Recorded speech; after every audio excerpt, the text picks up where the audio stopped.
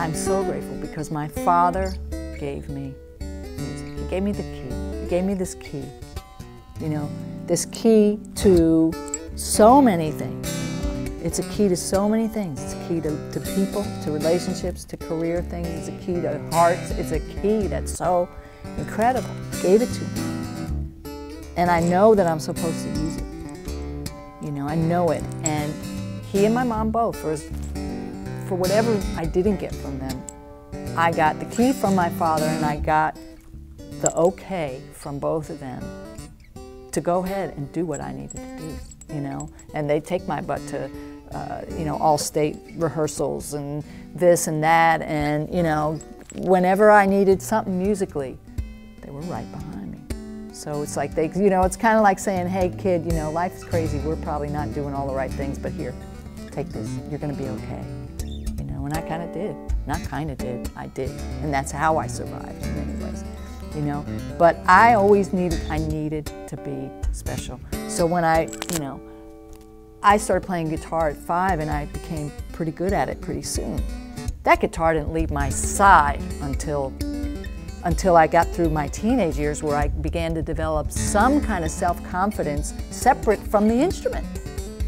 You know, I mean, it was like, I am this instrument, it is me, and it goes wherever I go, period. Because that was really how I was able to say to people, hey, look at me, because I'm doing this cool thing, you know, I'm special.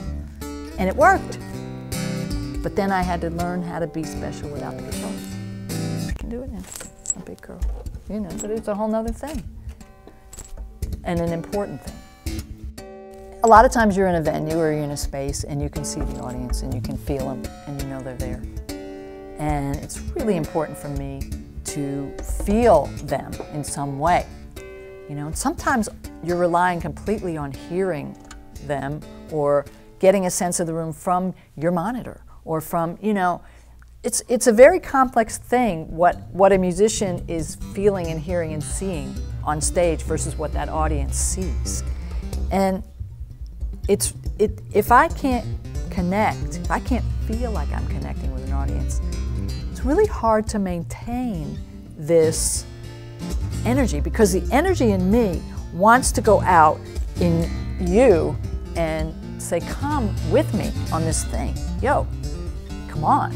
And I use banter in between songs as a way to keep people with me. I mean, I think the banter is quite, I take it very seriously. I don't plan it out, but certain things I do say always, or certain, you know, I like to talk about how I develop slap tap and bring people into that. I like to tune in front of everyone. I used to mute myself when I tuned for a long time. It's like, uh-oh, they shouldn't hear me tune. And I realized it was just leaving them out. You know, and that was creating a separation between me and the audience. I will do whatever I have to do to hopefully engage the audience in a real moment, real life. Here we are together doing this thing. It's not just me up here so you could watch me, like going to a museum and looking at a painting. What I can try to do is give them a taste of me and of the music that comes through me. And in that, my hope is that we are now in a relationship. And I need relationships. I need connection with people.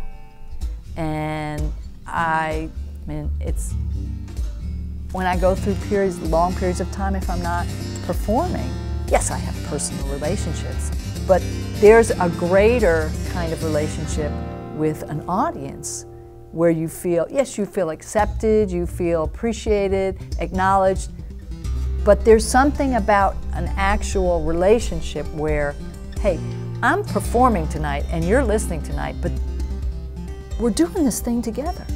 And I want you to be with me in it. I want you to know that, like, yeah, this is a song and this is what it's about and this is why and how maybe it came about. But then I want you to just feel what it does to you. And I don't know what that is. I know what I put into it, you know? So I want to know even how you felt about it. I mean, I love to get feedback from people about, wow, when you played that song, you know, blah, blah, this, I remembered that, or it reminded me of this, or I felt this way. So to me, it's I want to feel you out there. I want to, it's dreadfully disconcerting when the audience isn't paying attention. You know, if you're playing in a place where it isn't really a listening room, where people are talking, like that stuff really is disconcerting to me, and it's a struggle for me to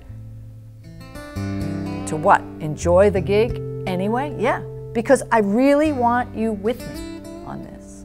And, you know, there are probably a lot of reasons why I want you with me. Some being that I like that feeling that you're interested in what I'm doing. You get to see me, you get to kind of know, you know, we all want to be recognized. We all want to be acknowledged. We all want to be seen and heard and felt. I think that's just part of human nature. So I get that from an audience. And then I get like this extra level of feel-good, warm fuzzies when people come up after a show and say, wow, you know, I just, that, thank you. That was so, like that did something positive for me in my life.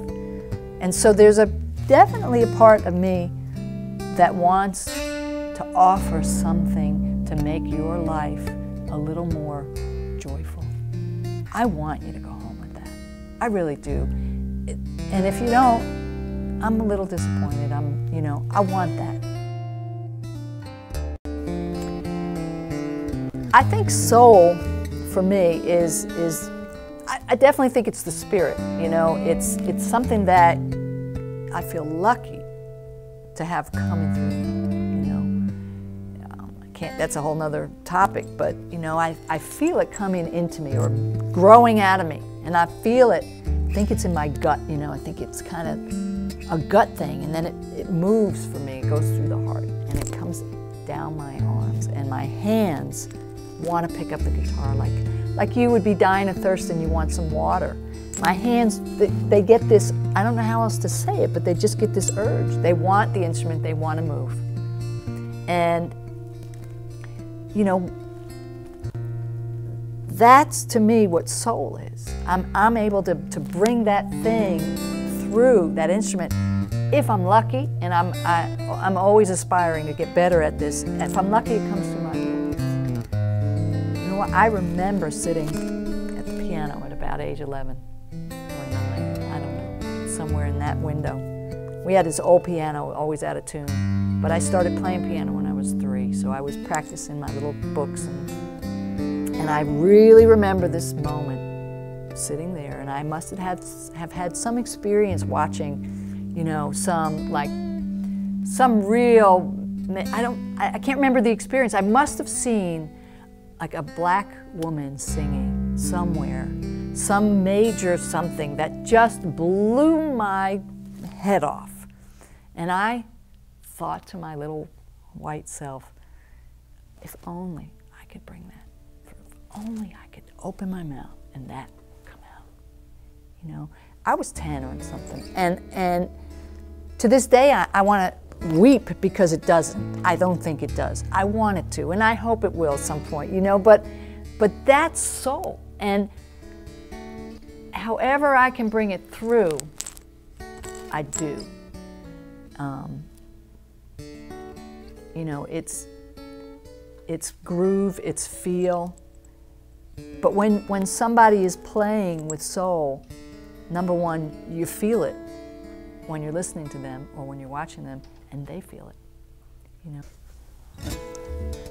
You know, I hope that I continue to grow as a person and as an artist, as a performer, as a technician.